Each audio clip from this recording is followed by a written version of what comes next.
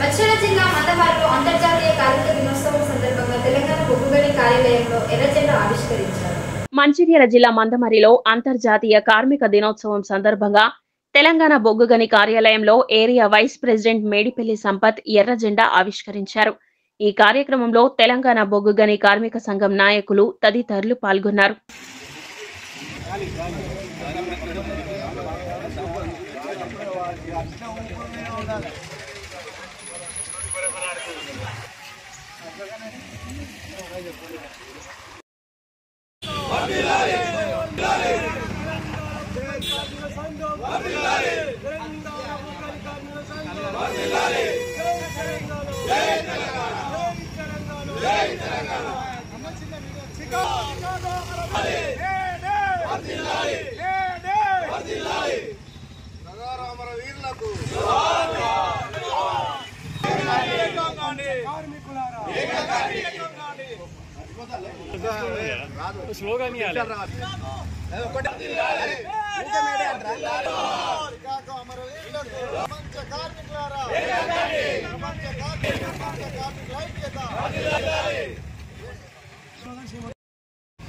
May Day అంటే వాళ్ళ కార్మికుని దినోత్సవం కాబట్టి ఈ సందర్భంగా ప్రపంచంలో కార్మికుడు ఎక్కడున్నా కార్మికుడే కాబట్టి అందరికీ మేడే శుభాకాంక్షలు తెలియజేస్తూ తమ హక్కుల కోసం ప్రాణాలను సైతం లెక్క చేయకుండా పోరాడేవాడే ఇవాళ నిజమైన కార్మికుడు.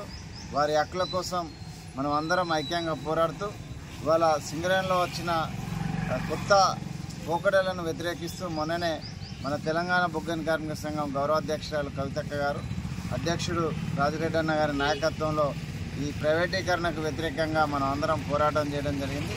భవిష్యత్తులో మనకు మందమరి ఏరియాకు రావాల్సిన KK6 ఇంక్లైన్ విషయంలో కానీ సింగరేణికి కేటాయించాల్సిన బొగ్గు గనులను బేషరతుగా కేంద్ర ప్రభుత్వం వెంటనే యాక్షన్ లేకుండా కేటాయించాలని డిమాండ్ చేస్తూ మన కేసీఆర్ గారు ఇచ్చిన పిలుపు మేరకు, కేటీఆర్ గారు ఇచ్చిన పిలుపు మేరకు గతంలో మన ఎమ్మెల్యేలు ముఖ్యంగా బాలకృష్ణ గారు రణదీక్షలు ప్రారంభించి సింగరేణి కార్మికుల పక్షాన పోరాడిన చరిత్ర ఉన్నది. కాబట్టి భవిష్యత్తులో మనం అందరం సింగరేణిని కాపాడుకుందాం, కార్మికుల ఐక్యతను చాటుదామని సందర్భంగా తెలియజేస్తూ వాళ్ళ కార్మిక దినోత్సవం సందర్భంగా మందమరి ఏరియాలోని అన్ని గనులు డిపార్ట్మెంట్ల పైన వాళ్ళ మేడే వర్ధిల్లాలని ఐక్యత చాటుతూ ఈ జెండాలను ఎగురవేసి ఈ సంబరాలు జరుపుకుంటున్న కార్మికులందరికీ మేడే శుభాకాంక్షలు.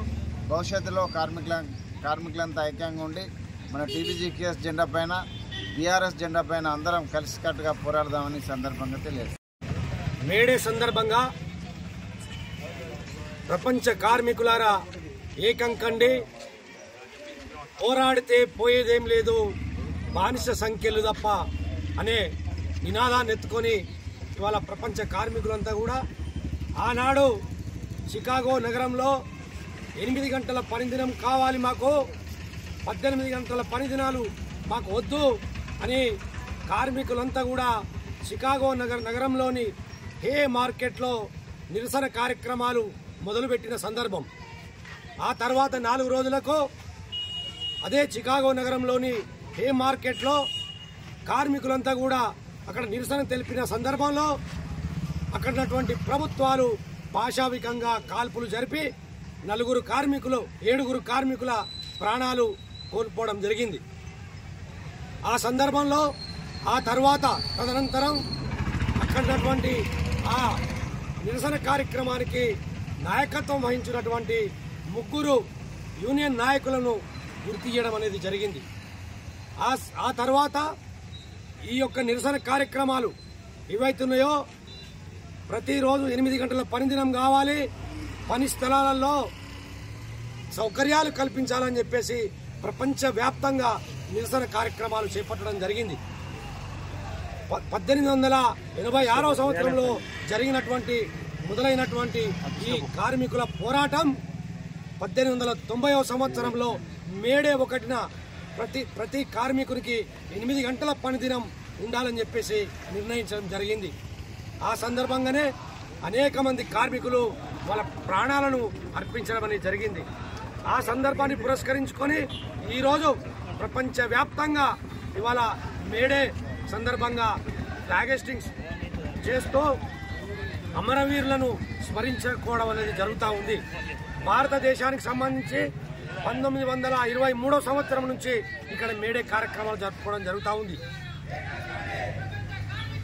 కార్మికుల ఐక్యత, కార్మికుల ఐక్యత, మేడే మేడే, చికాగో అమరవీరులకు.